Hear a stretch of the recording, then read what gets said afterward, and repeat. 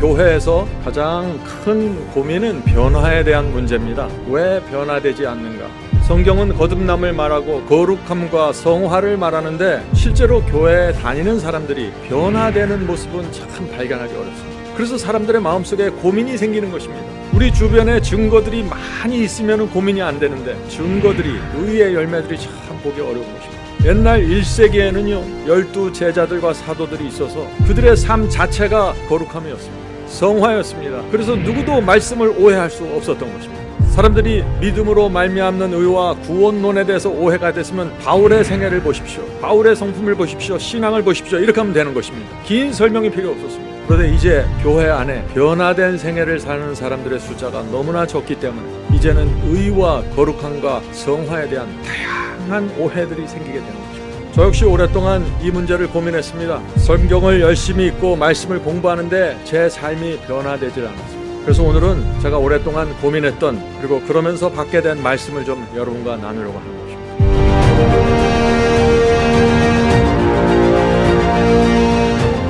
오래전에 동구의 그 공산권에 있다가 그곳에서 비밀교회에서 신앙을 지키다가 탈출한 한 목사님이 있었는데, 그 목사님이 이렇게 말했습니다. 서방 세계에 와서 보니 예수님을 따른다는 것이 무엇인지 아는 사람들을 정말 찾기 어렵습니다. 너무나 편하고 안일하게 신앙을 하고 있습니다. 말씀에 충성하는 것이 무엇이고 하나님을 위해서 나를 포기하는 것이 무엇인지 아는 사람들을 정말 찾기 힘듭니다. 이것이 공산권에서 어렵게 핍박받으면서 신앙했던 그 목사님이 본 서구 세계의 현실이었습니다. 성도 여러분, 제가 질문을 드립니다. 교회를 오랫동안 다니는데 변화되지 않는 이유가 무엇일까요?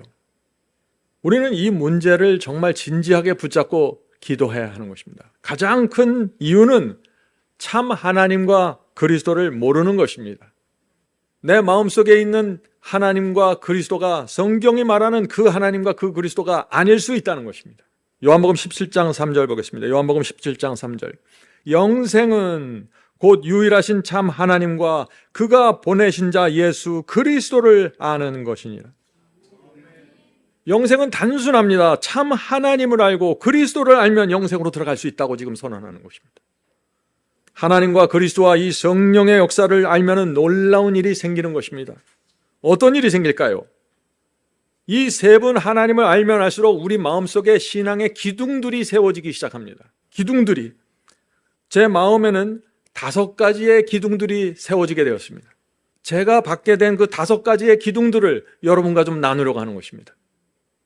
첫 번째 기둥은 분명한 목표를 세워야 한다는 것입니다. 내가 어떤 신앙으로 살겠다는 분명한 목표가 세워져야 한다는 것입니다. 나는 다니엘의 신앙으로 살겠다, 나는 도르가의 정신을 받겠다, 나는 바울의 정신을 갖겠다, 이렇게 분명해져야 된다는 것이죠. 나는 다니엘의 생에서 이면을 내가 배우겠다, 나는 아브라함의 인생에서 이 성품을 내가 받겠다, 나는 요셉의 생애를 보면서 이면은 꼭 내가 내 속으로 가지고 와야겠다. 이 결정과 목표가 이루어져야 된다는 것입니다. 애매하면 안 됩니다.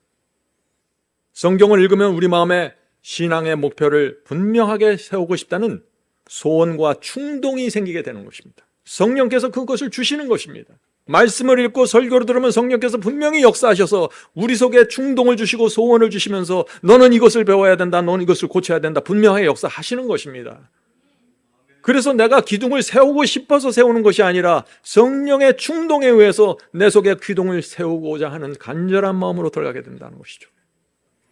성도 여러분, 히브리서 11장을 보세요. 거기에 믿음의 노독들이 나옵니다. 아벨, 에녹, 노아, 아브라함, 야곱, 요셉, 모세 쭉 나가죠. 성경이 왜 이 믿음의 노독들에 대한 신앙과 삶에 대해서 기록할까요?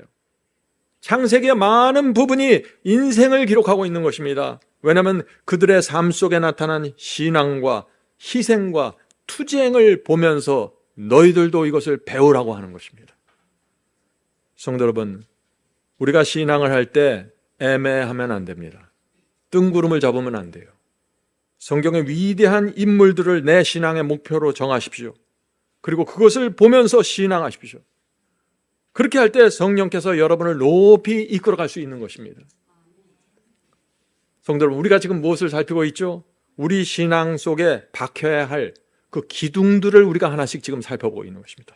자, 두 번째 기둥을 보겠습니다. 런과 언런이 함께 이루어져야 한다는 이 사상이 세워져야 합니다. 이 말은 좀 어렵죠? 런은 배우다라는 뜻이죠. 언런은 뭐예요? 과거에 배운 것을 잊어버린다는 것입니다. 배워야 할 것이 있고 잊어버려야 할 것이 있다는 것입니다. 우리에게 배우는 과정이 있어야 됩니다. 말씀을 배우는 과정이 반드시 있어야 됩니다. 여러분은 바이블 칼리지를 통해서 그 배우는 과정을 밟은 것입니다. 그러나 동시에 언런, 과거에 내가 바벨론에서, 세상에서, 애굽에서 배웠던 것을 잊어버린 과정이 함께 진행돼야 된다는 것이죠. 이것이 안 되면 변화가 안 된다는 것이에요. 예를 들어보죠. 하나님의 말씀을 배웠습니까? 진리의 빛을 받았어요? 그러면 과거에 내가 배웠던 수를 끊어야 된다는 것입니다. 그래야 변화가 이루어진다는 것이죠. 진리를 깨달았으면 진리와 충돌하는 것들을 내려놔야 된다는 것입니다.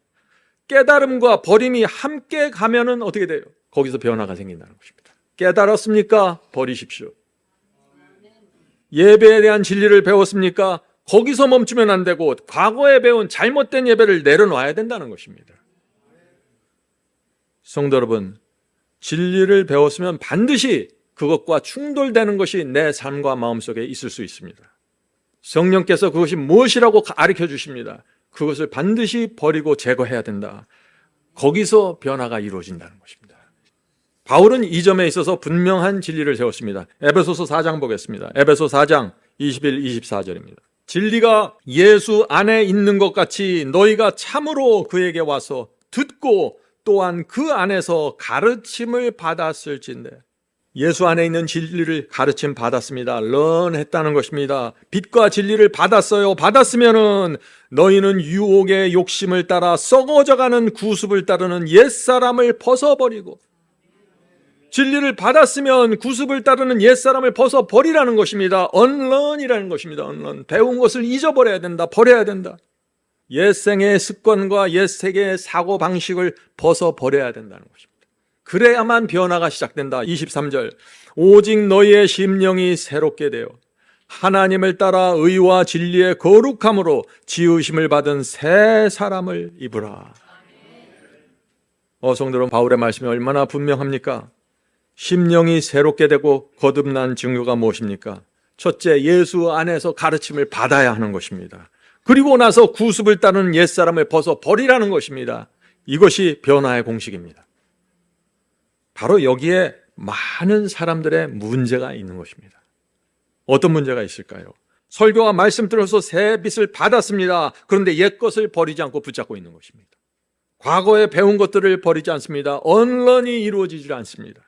런은 되는데 언런이 안 되는 것입니다. 변화가 없는 것입니다. 그래서 새 빛을 받고 새 진리를 알게 돼서 기뻐합니다. 그런데 옛 습관을 갖고 삽니다. 옛날 사고방식, 옛날 방식으로 대화하고 옛날 말투로 대화를 합니다.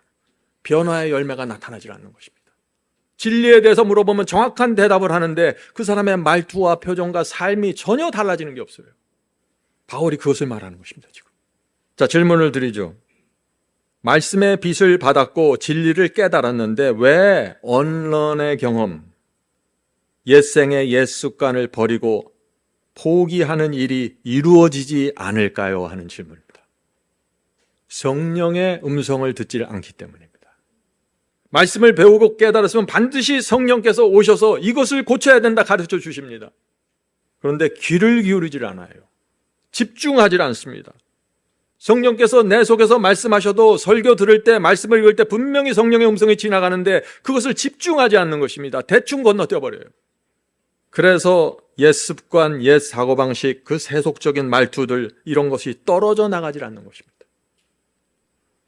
성도 여러분, 말씀을 받고 빛을 받았으면요, 반드시 고민하면서 기도하는 시간을 가져야 되는 것입니다. 절실한 마음으로 기도하셔야 됩니다. 말씀을 받았다면 말이죠. 주여, 이번에 깨달은 이 하나님의 말씀이 제가 갖고 있는 이 옛 습관과 너무나 다릅니다.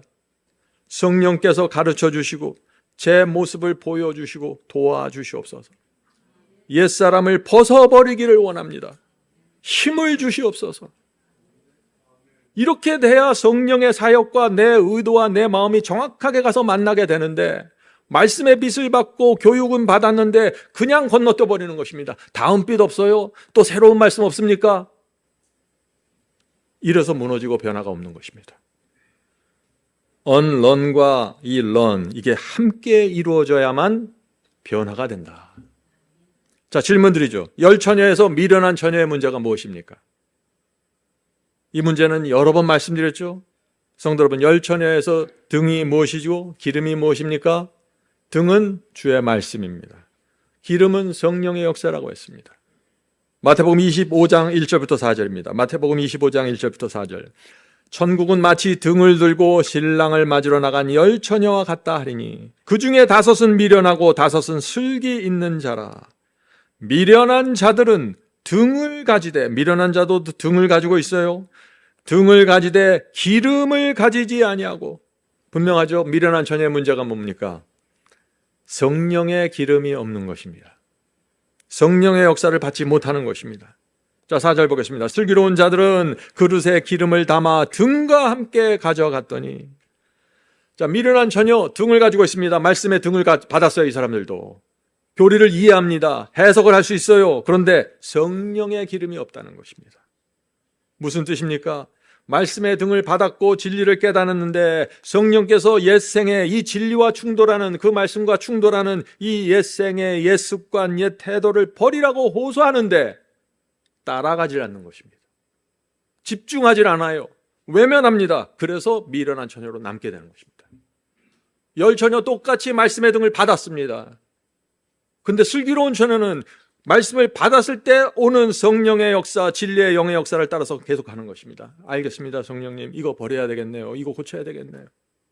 근데 미련한 처녀들은 안 하는 것입니다. 이것을 집중하지 않거나 바쁘거나 소홀히 하거나 이유가 있겠죠. 성도 여러분, 슬기로운 처녀가 되길 원하십니까? 말씀의 빛을 받고 깨달을 때마다 반드시 고침받게 해달라고 매달리셔야 됩니다. 저절로 떨어져 나가질 않습니다. 어떤 진리를 이해했다고 내가 변화되는 것이 아니에요. 성령의 기름이 흘러들어가야 됩니다. 오늘 설교를 듣고 분명히 여러분 마음속에 또 깨달음이 올 것입니다. 그때 여러분이 어떻게 해야 될까요? 여기서 미련한 처녀와 슬기로운 처녀가 갈라진다는 것입니다. 이렇게 기도해야 되는 것입니다. 주여, 제 문제를 보여주시옵소서. 어디가 문제입니까? 어디에서 이 말씀과 제가 빗나가기 시작했나요? 이것을 놓고 매달려야 된다는 것이에요. 이런 매달림이 있는 성도들은 반드시 성령의 기름을 받게 되고 슬기로운 처녀로 변화하게 된다는 것입니다. 이것이 약속입니다. 이것이 약속이에요.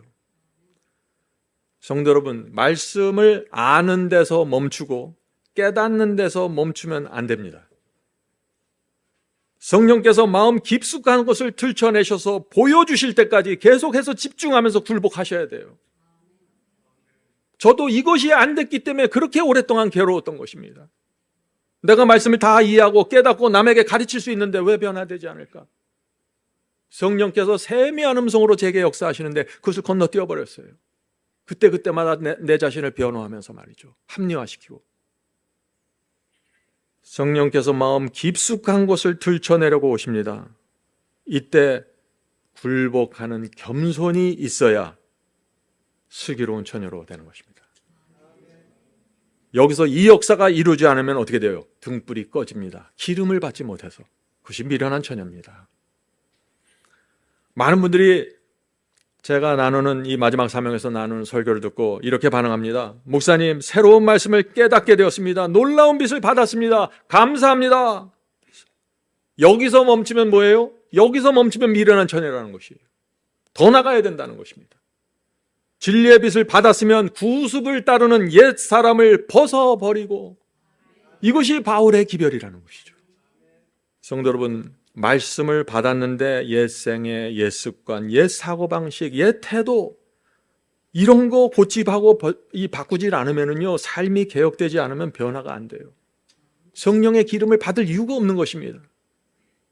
에베소 4장 21절에 이 말씀을 다시 한번 우리가 묵상합시다.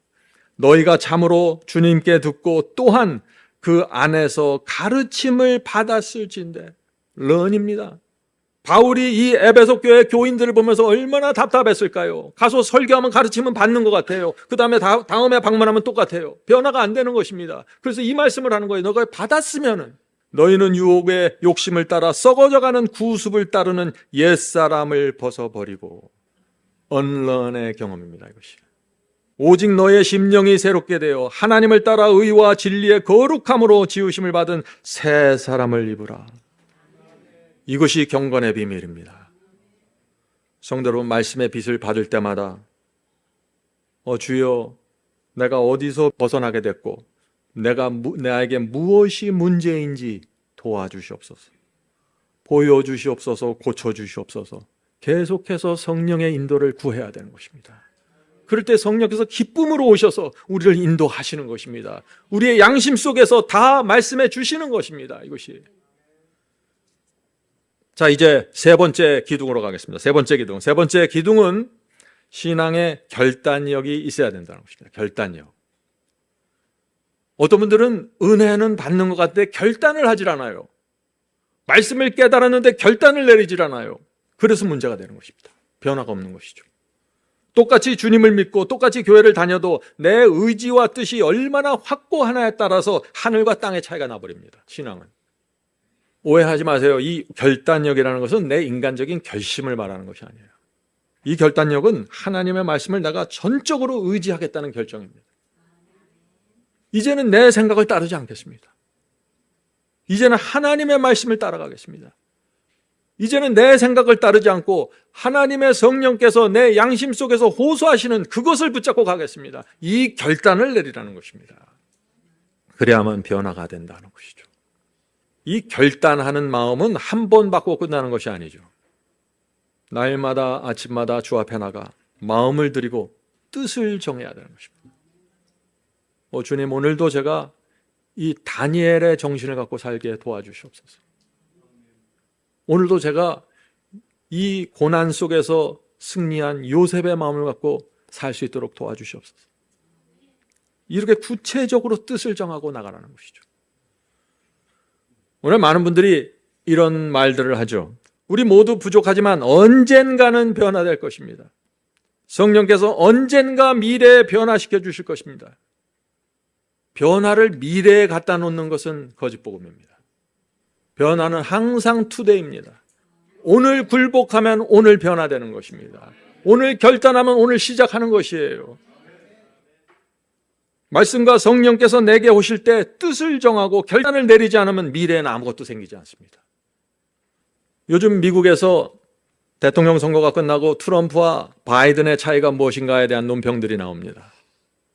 두 사람의 차이가 아주 현격하게 다릅니다. 트럼프와 바이든 둘 다 똑같은 미국의 대통령이죠. 그런데 트럼프가 대통령으로 당선되니까 세상에 변화가 시작되는 것입니다. 사람들은 그 변화를 트럼프와 바이든의 결단력 차이라고 말합니다. 결단력 차이. 지난 몇 년 동안 이 세상은요, 세계는 바이든을 좀 가볍게 본 것 같습니다. 바이든을 부드럽고 타협할 여지가 있는 사람으로 봤던 것이죠.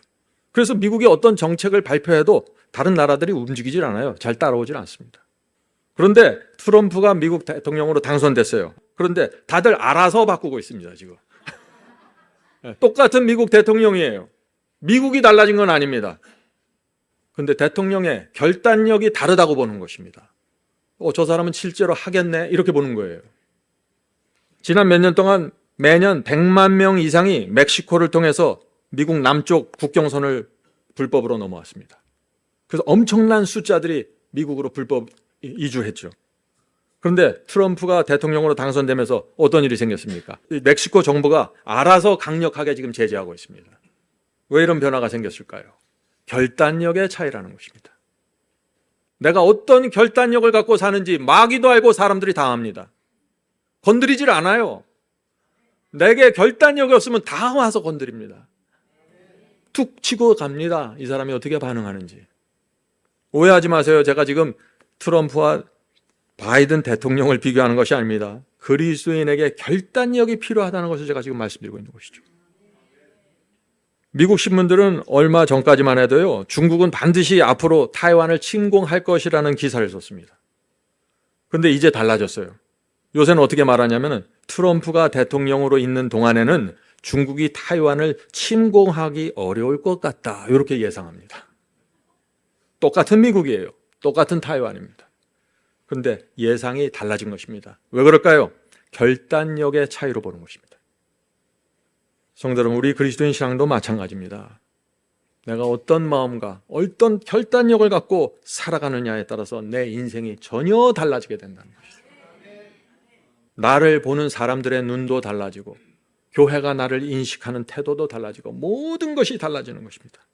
하나님께서는 뜻을 정한 사람, 결단을 내린 사람을 무한히 인도하시고 변화시키십니다. 히브리서 11장의 이 믿음의 용사들은 모두 결단을 내린 사람들이에요. 만약 뜻을 정하지 않고 결단을 내리지 않는데 하나님께서 어떻게 우리를 인도하시겠어요? 뭔가 인도하려고 하면 자꾸 흔들리고 우물쭈물하는데, 뭔가 진리를 줘서 확신을 줘서 변화시키려고 하면 자꾸 우물쭈물하는데 어떻게 성령께서 그 사람을 인도하시겠냐고요. 결단을 내리질 않는데. 많은 사람들이 내가 십자가의 사랑을 몰라서 참 변화가 안 되는가 보다. 예, 그것도 이유지만 더 근본적인 이유가 있어요. 그건 여러분이 결단을 하지 않는다는 것이에요. 결단하지 않는 이유는 다양하게 있겠죠. 이제 네 번째 기둥을 보겠습니다. 이 기둥도 우리 속에 깊이 박혀야 될 기둥입니다. 네 번째 기둥, 진리를 인정하고 받아들이는 이 겸손이 세워져야 합니다. 이것이 진리입니까? 확인했습니까? 무조건 받으셔야 됩니다. 우물쭈물하면 안 됩니다. 많은 사람들이 진리가 무엇인지 깨달습니다. 그러다 안 따라가요. 왜 그럴까요? 두 가지 이유가 있는 것이에요. 진리가 무엇인지 알았는데 따라가지 않는 두 가지 이유. 이 두 가지 이유가 있으면 변화되지 않는 것입니다. 진리를 따라가지 않는 두 가지 이유. 첫째는 하나님은 창조주고 나는 피조물이라는 이 단순한 진리를 깨닫지 못하는 거예요. 자기가 하나님하고 맞서서 대화하려고 해요. 하나님께서 동쪽으로 가라면 동쪽으로 가야 되는데 내 생각에는 서쪽 같은데요, 이러고 있어요. 어디서 문제가 생깁니까? 창조주와 피조물의 차이를 놓친 것입니다. 피조물이에요. 하나님께서 오늘 생명을 걷어가시면 끝입니다. 다 우리는 죽어서 흙이 됩니다. 무덤 속에 들어가요. 우리의 모든 조상들이 다 흙으로 들어갔습니다. 무덤으로 들어갔어요. 우린 피조물이에요. 영생을 주신 하나님 앞에서 굴복해야 됩니다. 둘째, 진리가 오면은 이 진리가 내 부족함을 드러내고 내 속에서 고통을 줍니다. 아주 내 문제를 뼈아프게 지적하고 들어와요, 이 진리가. 그래서 사람들이 진리를 외면하고 거절하는 것입니다. 니고데모의 이야기를 볼까요? 니고데모는 유대교의 지도자였습니다. 예수께서 니고데모에게 무슨 말씀을 하셨나요? 요한복음 3장 3절, 진실로 진실로 내게 이르노니 사람이 거듭나지 아니하면 하나님의 나라를 볼 수 없느니라. 니고데모가 이 말씀을 들었을 때 기분이 어땠을까요? 내가 그래도 나사렛 예수를 인정하고 밤에 몰래 이렇게 찾아왔는데 이거 너무한 거 아니야? 니고데모가 예수께서 너는 거듭나야 된다, 그렇게 얘기할 때 니고데모가 어땠을까요? 크게 웃으면서 주님 감사합니다, 제 문제를 정확하게 지적해 주시네요, 할렐루야, 기쁨이 넘칩니다, 이렇게 했을까요? 고통스러웠습니다. 뼈가 아팠어요. 아니, 내가 거듭나지 않았다니 이게 무슨 얘기야? 만약 이 니고데모가 겸손하게 주님의 말씀을 인정하지 않고 외면했으면 어떻게 됐을까요? 그는 평생 바리새인으로 살다가 끝나는 것입니다. 성도 여러분, 하나님께서 말씀과 성령을 통해서 우리 문제를 정확하게 짚어주십니다. 짚어주실 때 아픕니다. 누구나 아파요. 어떤 때는 자존심이 상하고 어떤 때는 싫습니다. 듣기 싫어요. 근데 굴복하는 겸손이 필요하다는 것입니다. 어떤 때는 그 뼈아픈 얘기를 교우들이 하고 어떤 때는 아내가 하고 어떤 때는 자녀들이 해요. 뼈아픈 얘기를 하는 것입니다. 아빠는 왜 그래? 당신은 왜 그래? 겸손하게 굴복하라는 것입니다. 그것이 진실이고 진리면 말이죠. 청년 법관이 예수님을 찾아왔습니다. 이 청년 법관은 자신은 그래도 꽤 괜찮은 신앙이라고 생각한 사람이죠. 예수께서 어떻게 말씀하셨냐고 또 뼈아픈 얘기를 남기십니다. 마가복음 10장 21절, 내게 오히려 한 가지 부족한 것이 있는, 다른 것은 잘 할 수 있어. 그런데 너한테 딱 한 가지가 필요해 하면서 뼈 아픈 얘기를 하세요. 뭐예요? 가서 내 있는 것을 다 팔아 가난한 자들에게 주라. 그리하면 하늘에서 보화가 내게 있으리라. 그리고 와서 나를 쫓으라 하시니. 이 청년법관이 주님의 말씀을 받았습니까? 받지 못했습니다. 너무나 큰 고통이었고 희생이라고 생각한 것이죠.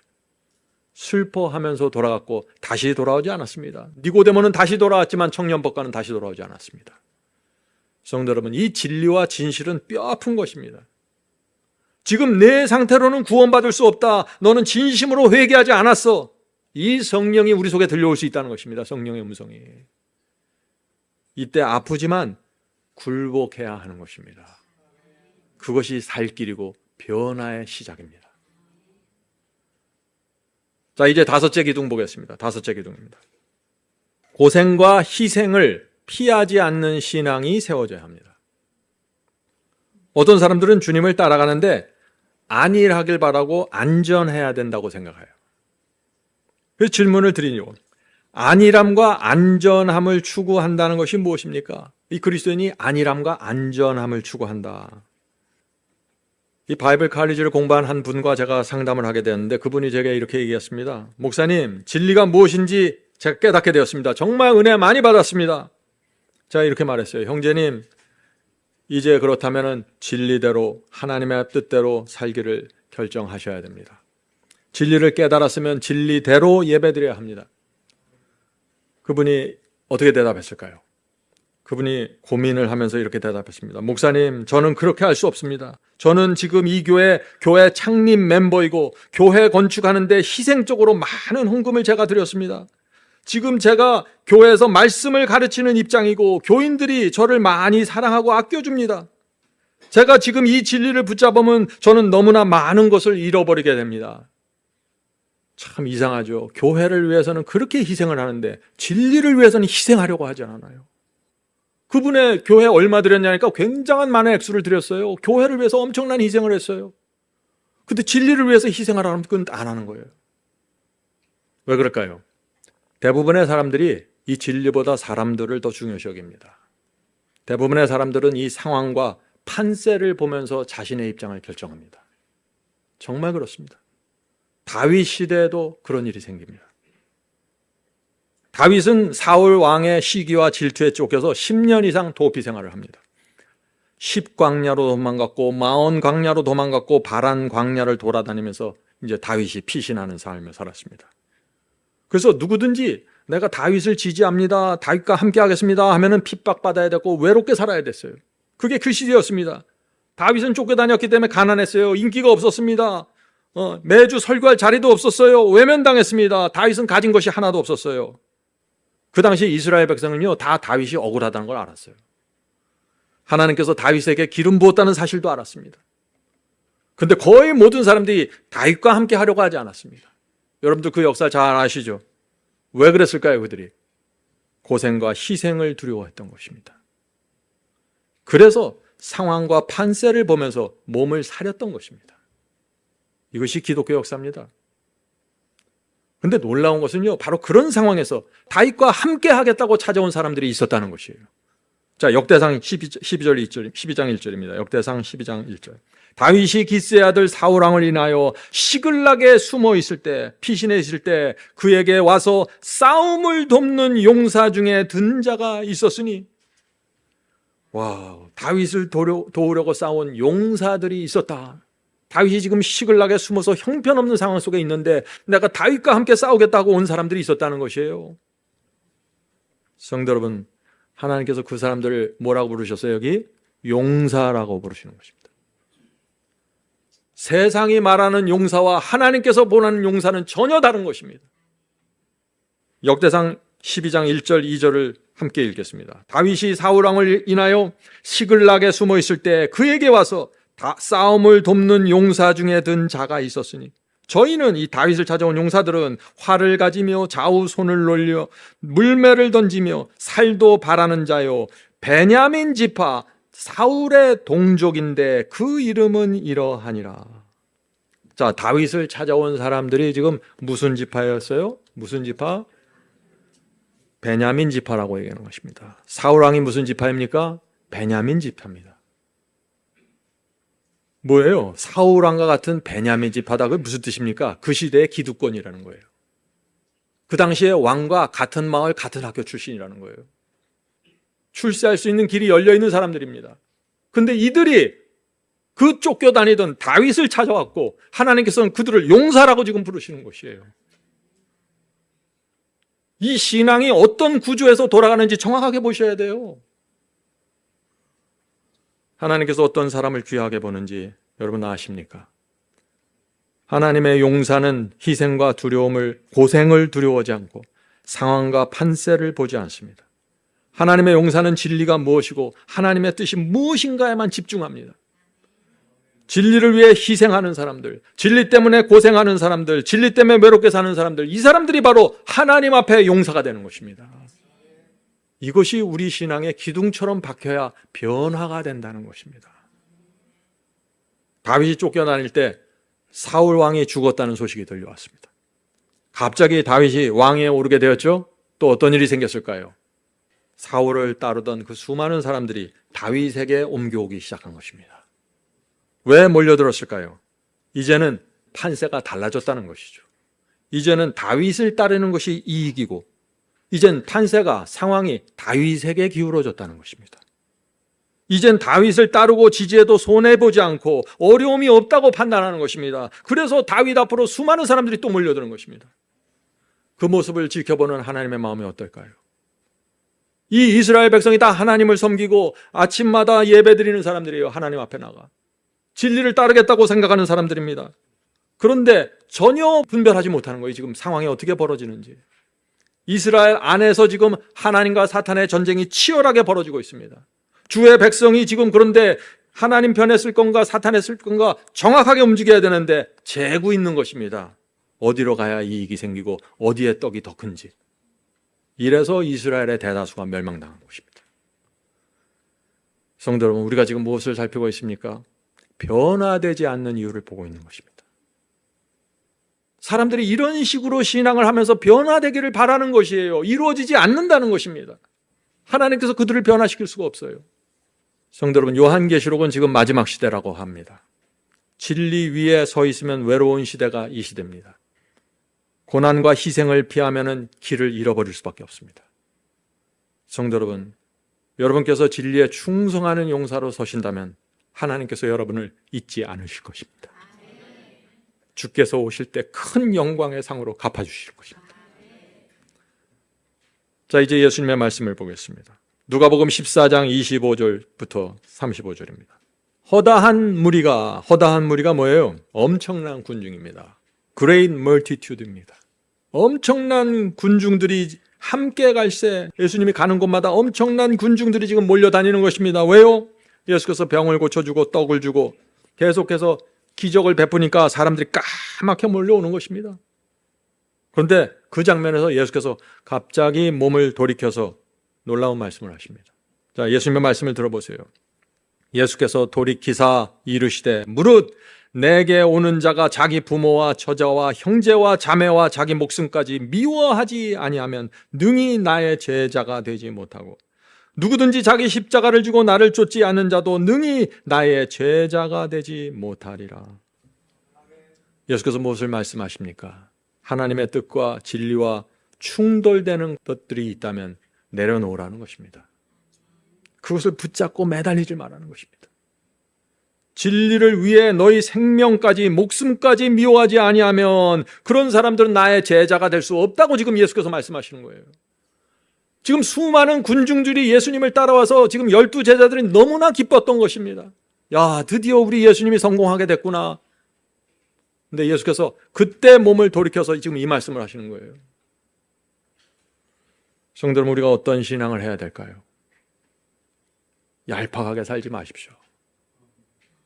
다 보입니다. 하나님 눈에 다 보여요.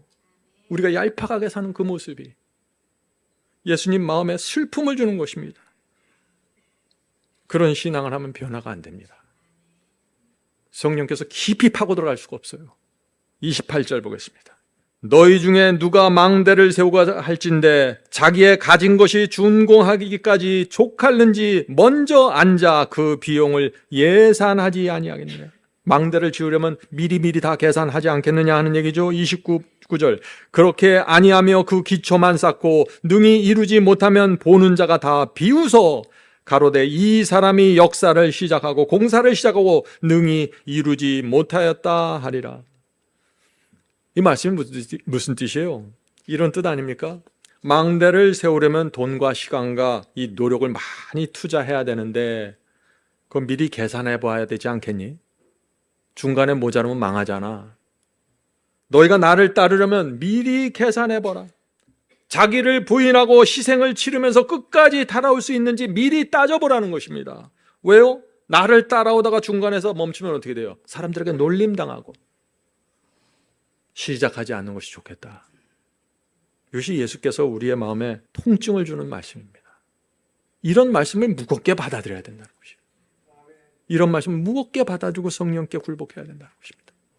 31절. 또 어느 임금이 다른 임금과 싸우러 나갈 때 먼저 앉아 1만으로서 저 2만을 가지고 오는 자를 대적할 수 있을까 헤아리지 아니하겠느냐.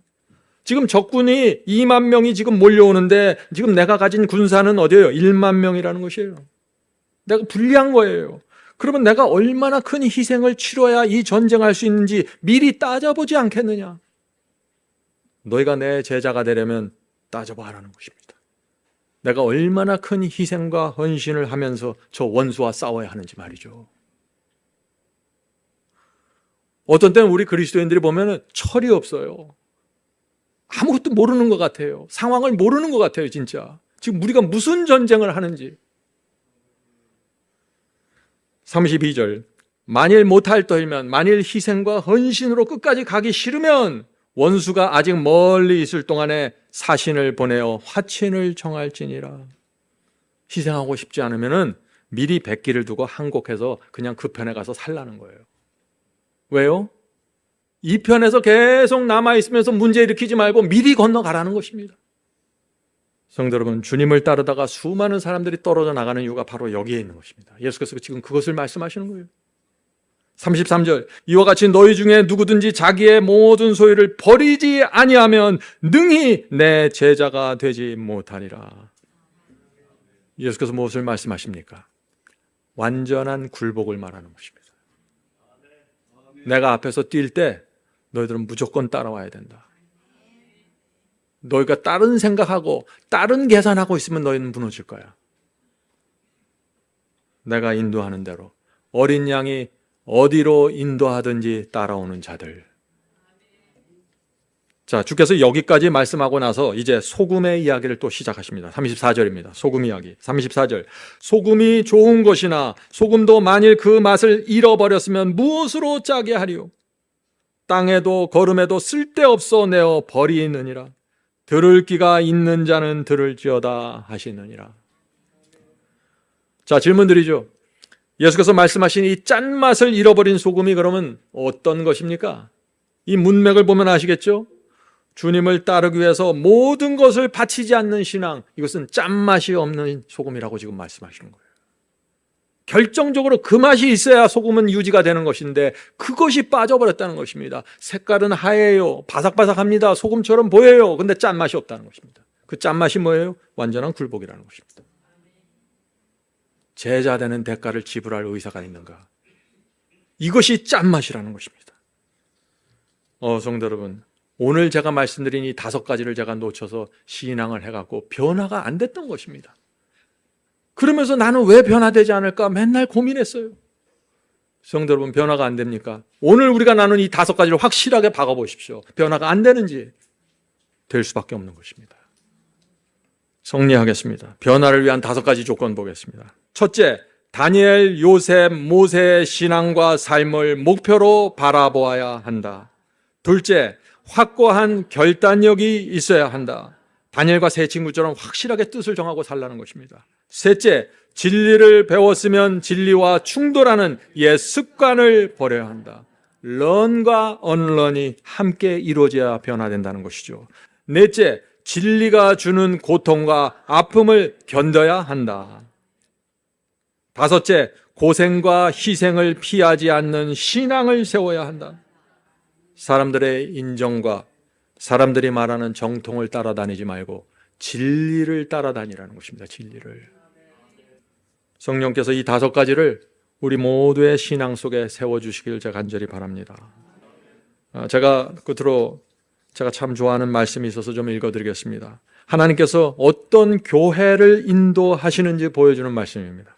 이 말씀 속에 기독교 2000년의 역사가 다 담겨져 있습니다. 자, The Act of Apostle이죠. 1장에 나오는 말씀입니다. 교회는 반역한 세상에서 하나님이 보유하고 계시는 당신의 요새요, 도피성이다. 태초부터 충성스러운 백성들이 지상에 교회를 설립하였다. 하나님께서 보시는 교회가 어떤 교회예요? 충성스러운 백성들이 모여있는 교회가 하나님의 교회라는 것이에요. 이 똑같은 건물 속에 충성스러운 백성이 없으면 이것은 하나님의 교회가 아니라는 것입니다. 자, 계속해서 읽어보죠. 매 시대마다 주께서는 그의 파수꾼들을 가지고 계셨는데 그들은 저희가 살았던 세대에 충성스럽게 증언을 전하였다. 이 파수꾼들은 경고의 기별을 전하였으며 그들이 갑옷을 벗고 물러날 때는 다른 사람들이 그 일을 대신하였다. 지금 하나님의 교회가 세워서 충성스러운 백성으로 그 교회가 이어져 내려오고 거기서 진리를 전파하고 증거하는 그 한 사람이 나타나서 그 사람이 일을 하다가 늙어서 병들어서 죽으면은 어떻게 해요? 또 다른 사람이 또 그것을 이어받아서 진리를 계속해서 이어갔다. 이것이 초대교회부터 말세까지 이어지는 교회의 역사라는 것입니다. 희생과 외로움을 두려워하면은요, 이 선 안에 들어오지 않습니다. 한 선을 그리고 가는 거예요. 지금 진리가 이 선 안에 못 들어와요. 두렵기 때문에 못 들어오는 것입니다. 외롭기 때문에 못 들어와요. 계속해서 읽겠습니다. 하나님께서는 이 증인들과 언약 관계를 맺으셨고 지상의 교회를 하늘의 교회와 연합시키셨다. 하나님께서 누구와 언약을 맺으십니까? 충성스러운 증인들과 언약을 맺으신다고요. 이 충성스러운 종들을 통해서 땅의 교회와 하늘의 교회가 하나로 연합하게 된다는 것입니다. 자, 계속해서 읽어보죠. 하나님께서 천사들을 보내어 당신의 교회를 섬기게 하셨으므로 충성스러운 성도들이 모여있는 교회는 하나님께서 천사들을 파송해서 이 교회를 지켜준다는 거예요. 천사들을 보내서 당신의 교회를 섬기게 하셨으므로 악마의 권세가 당신의 백성을 이기지 못하였다. 박해와 투쟁과 흑암의 세기를 통하여 하나님은 당신의 교회를 보존하셨다. 진리는 하나님께서 영감을 불어넣으시고 보호하시기 때문에 모든 반대를 물리치고 승리할 것이다. 진리가 승리하는 것입니다. 우리가 승리하는 것이 아니라 진리가 승리하는 것입니다. 진리가 승리할 때 그 진리를 붙잡고 있는 사람도 함께 승리가 되는 것입니다. 성도 여러분, 여기서 하나님께서 이 진리 속에 영감을 불어넣으셔서 보호하신다 그랬습니다. 계속해서 읽어보죠. 중세기 암흑기에 하나님의 교회는 산 위에 있는 도성이었다. 중세기 1260년 동안 하나님의 교회가 어디 있었습니까? 위치가, 로케이션이 어디예요? 유럽의 대도시에 수많은 교회들이 있었지만 그것은 하나님의 교회가 아니었다고요. 그 당시 교회는 산 위에 있는 도성이었다고요. 알프스 산속의 광야에 세워진 그 성도들의 교회가 하나님의 교회였다. 이 말을 하고 있는 것입니다. 순결한 하늘의 가르침은 시대의 시대를 이어서 계속되는 세대를 통하여 교회 안에서 공개되어 왔다. 성도 여러분, 진리가 모든 교회들에서 공개되는 게 아니라고 지금 말하고 있는 것이에요.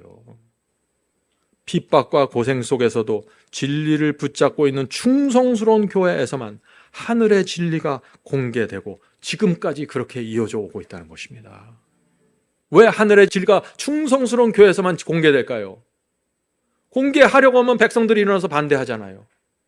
다 넓은 길을 원하잖아요. 좁은 길의 진리를 발표할 수가 없습니다. 백성들이 싫어하기 때문에. 그래서 진리가 그런 교회는 남아있을 수가 없고, 이 진리를 충성스럽게 받는 교회가 있으면 그 교회에 이 진리가 펼쳐지게 된다는 것입니다. 비록 약하고 결함이 있어 보이나 교회는 하나님께서 당신의 최고의 관심을 쏟으시는 대상이다.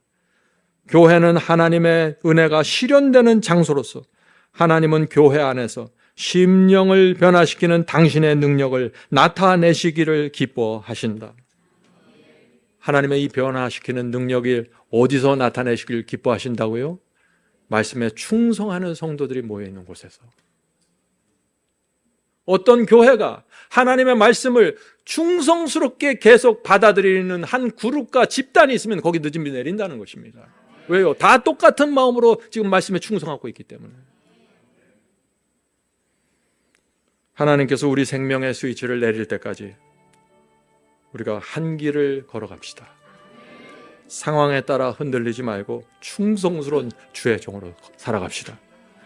마라톤 선수가 42.195를 완주하는 것처럼 우리도 우리 생애를 완주해야 됩니다. 그것이 하늘 가는 길이고 주께서 그 길을 끝까지 인도해 주시길 간절히 기원합니다.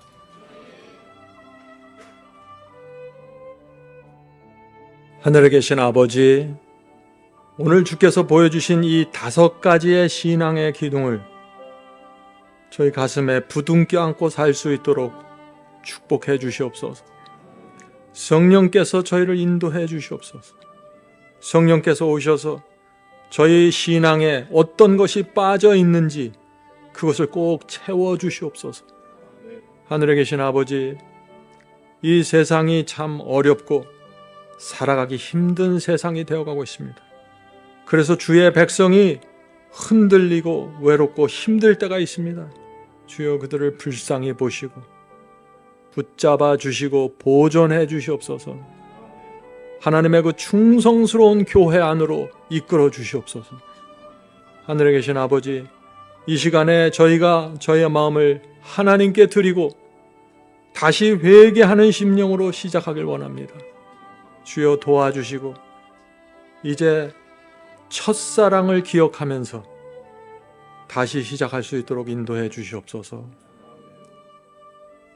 주 앞에 나가 늘 겸손한 마음을 받게 하시고 정말 이 진리를 붙잡고 사랑과 연합으로 이 교회를 섬길 수 있도록 도와주시옵소서. 하나님께서 오랜 역사를 통해서 이 교회를 세우셨으니 하나님께서 이 교회를 지키시고 인도해 주시옵소서. 저희들은 주님을 사랑합니다. 주님을 따라가기 원합니다. 저희가 아직 잘 몰라서 흔들릴 때가 있습니다. 도와주시옵소서. 이제 저희의 생애를 주 앞에 드리오니 받아주시고 하나님의 역사를 저희 속에서 이루어 주시옵소서. 예수 그리스도의 이름으로 간절히 기도드립니다. 아멘.